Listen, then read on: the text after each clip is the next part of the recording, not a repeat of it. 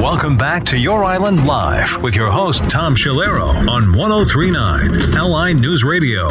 And once again, welcome back as we're moving right along. As I said in the opening part of our show, exciting segment coming up right now. Suffolk County Legislator Dominick Thorne, in the studio with us, as well as Lou Civello, the second VP of the Suffolk PBA, talking about a topic that's near and dear to me, is talking about the great work that our police officers do. And as you know, every other week we have our police commissioner on, Rodney Harrison, who brings specific stories to the table. But we need to do more. We need to put that out there. Here in Suffolk County, I've always said this, our folks love the cops. That's why we're so successful out here, how important it is. But it's still a national story and so on. Let me start with Lou Civello. Lou is the second VP, a very, very strong advocate for the men and women that are in uniform and some of the great things that they're doing. Lou, first of all, let me just say hi and welcome you to the show.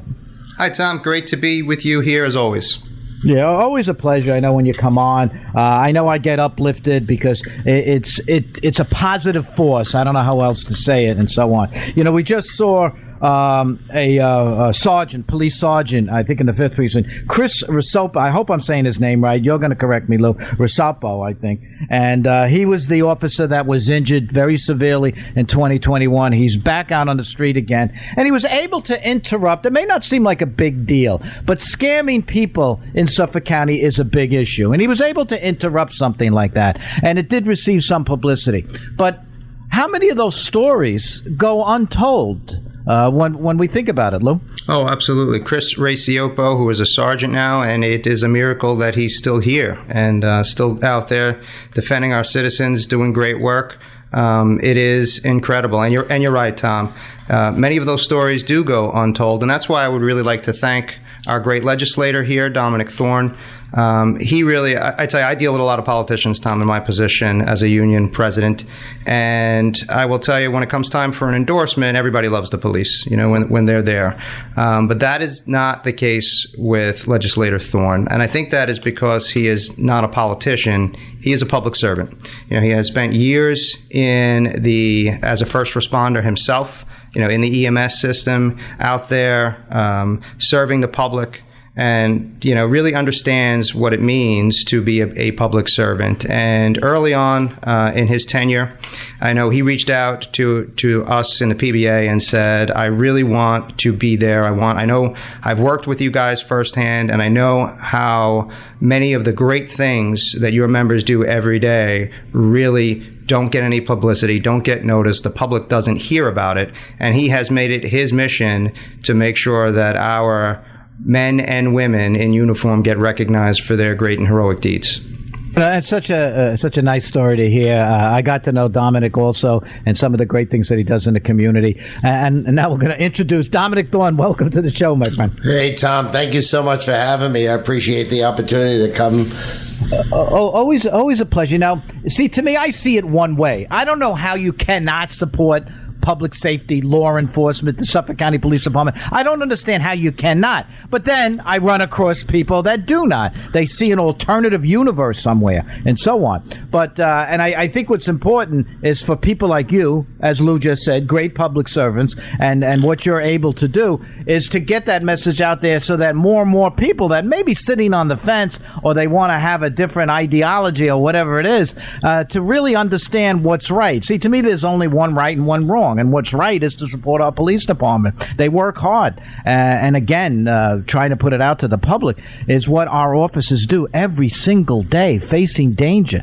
I brought this up with Rodney Harrison this week, talking about the incident in Nashville, Tennessee, and those officers that responded immediately. And what they did was fantastic. And I think that's indicative of the rest of the country. But 5 minutes before that, they could have been sitting on a broken traffic light.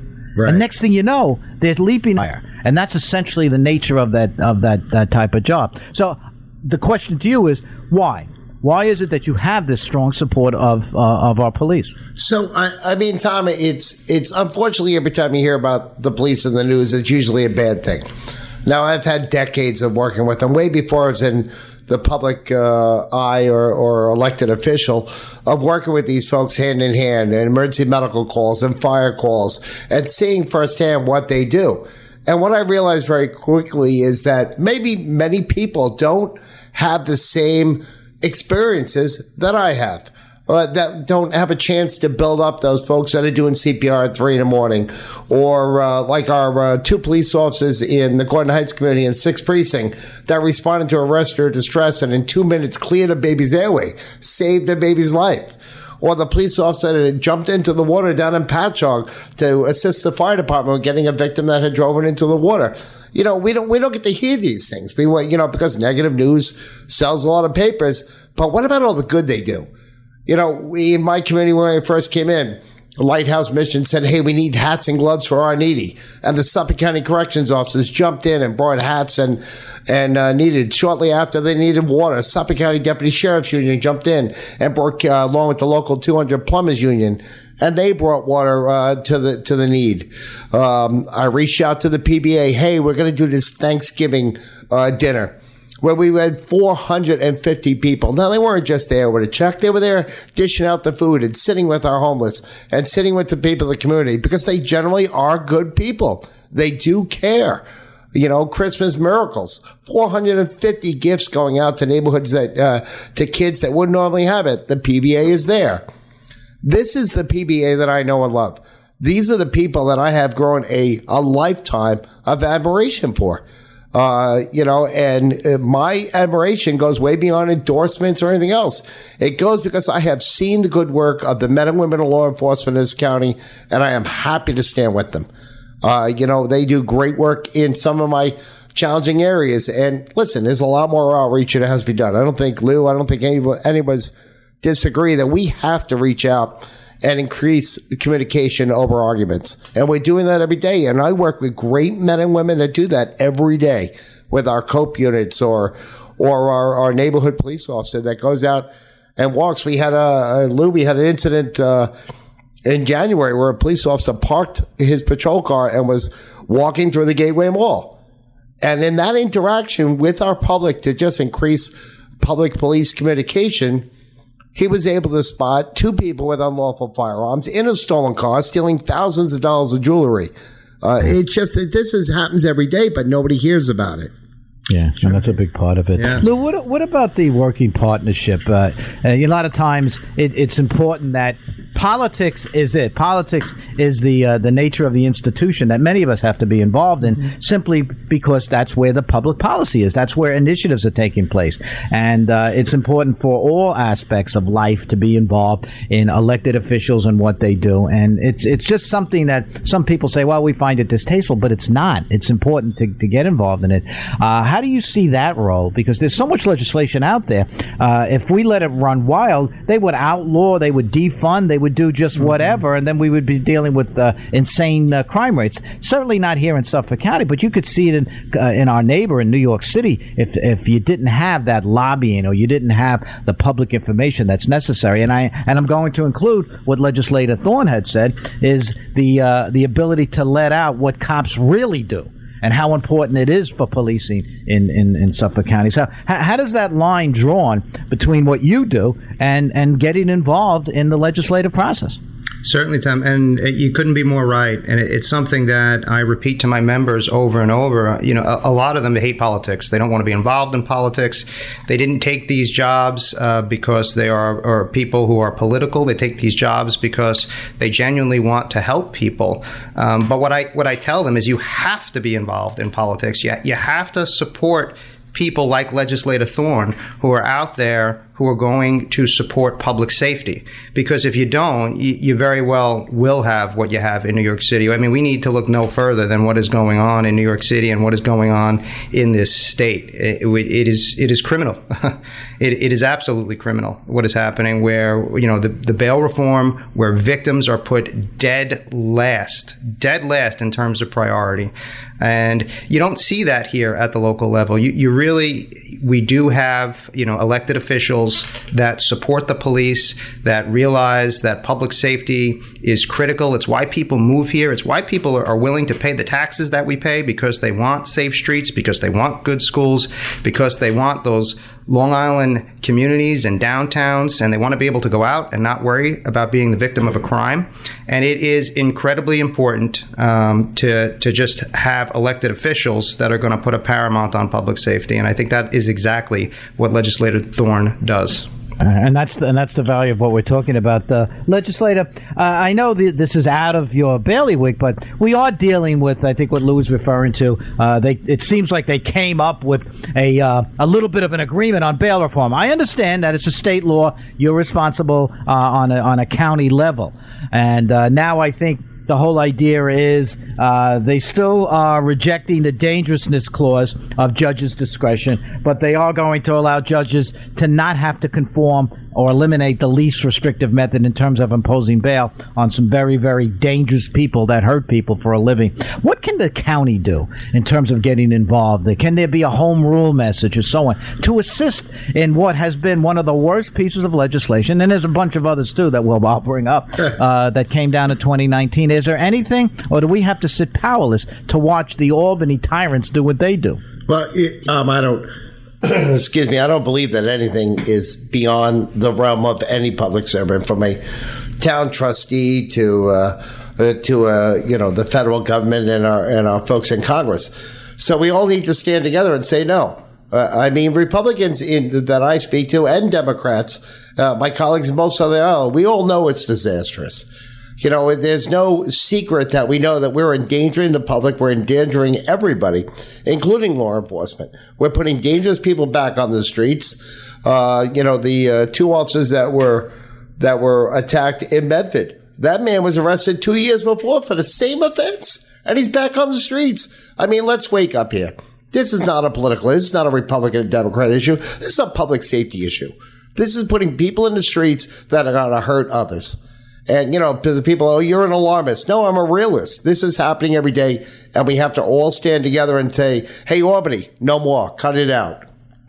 Yeah. Then I think that's where the fight has to be on all levels, be it on the town level or the county level or the state level. I know Lou very much involved, hopefully with the restoration of 50A, if that could ever happen. God willing. Keeping that qualified immunity.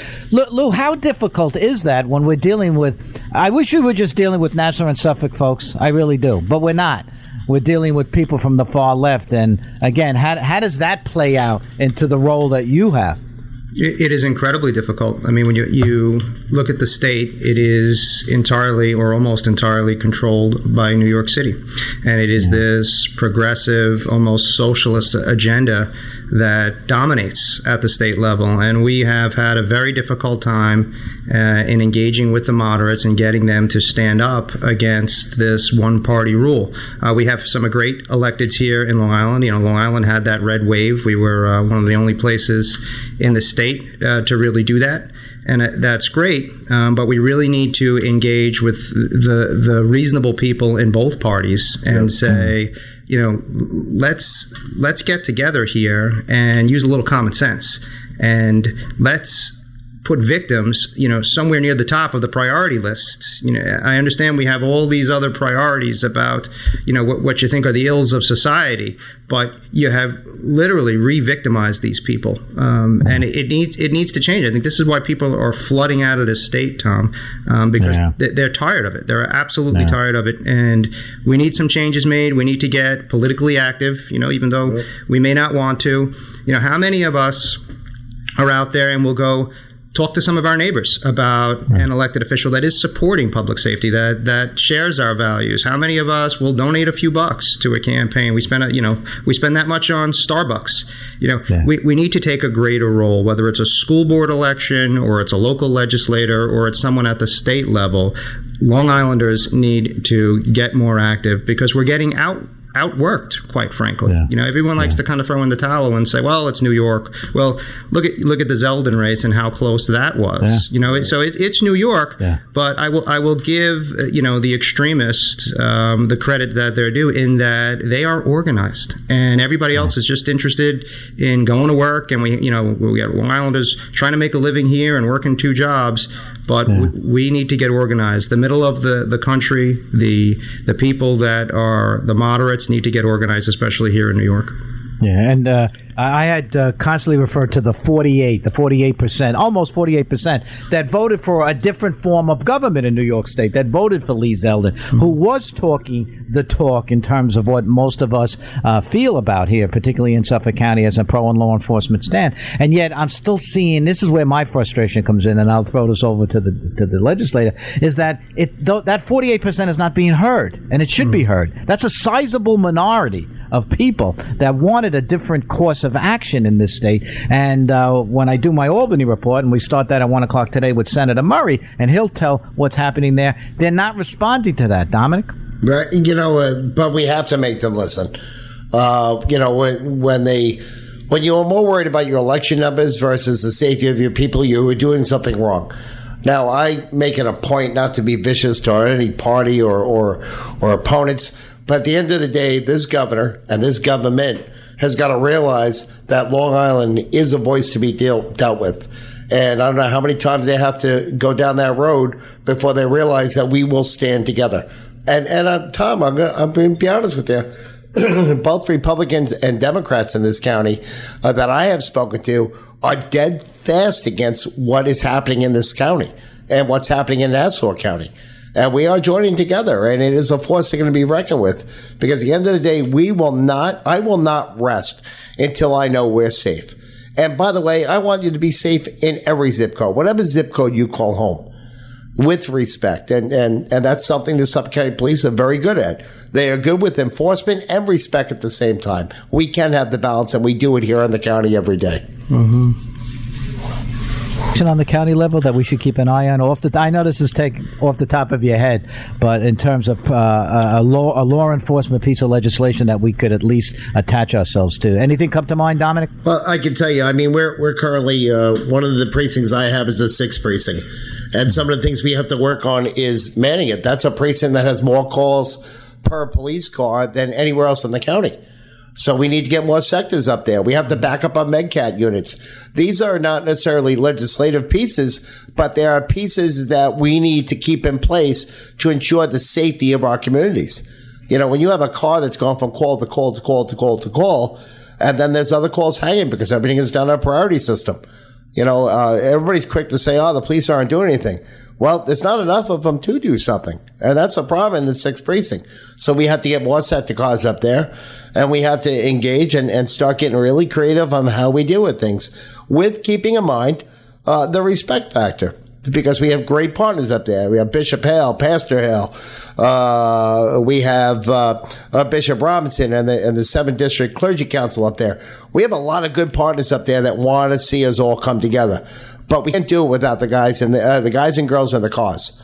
So we have to get more cars up into that area.